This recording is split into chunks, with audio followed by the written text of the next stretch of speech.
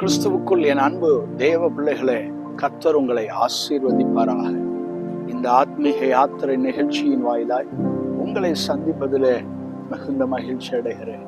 எரேமியா 1:8 உன்னை காக்கும்படி நான் உன்னுடனே இருக்கிறேன் என்று கர்த்தர் சொல்லுகிறார். ஆம், நம்மிடத்திலே சில நேரங்களிலே பயம், சில சூழ்நிலைகளிலே நாம் செல்லும்போது நான் காக்கப்பட்ட சூழ்நிலைகளிலே பத்திரப்பட்டு இருப்பேனா என்ற பயத்தோடு நம்முடைய வாழ்க்கை எதிர்நோக்கி நாம் சில நேரங்களிலே சென்று கொண்டிருப்போம். ஆம், உங்களை காக்கும்படி கர்த்தர் உங்களோடு கூட இருக்கிறேன் என்று வாக்கு கொடுக்கிறார்.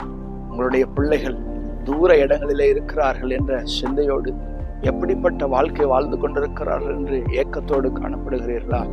கர்த்தர் உங்கள் பிள்ளைகளோடு, அவர்களை காக்கும்படி கர்த்தர் உங்கள் பிள்ளைகளோடு இருக்கிறார் என்ற நிச்சயத்தோடு இந்த நாளிலே சந்தோஷத்தோடு தேவனை மகிமைப்படுத்தி மகிழ்ச்சியான வாழ்க்கை வாழ உங்களுக்கு கர்த்தர் அனுக்கிரகம் செய்வாராக.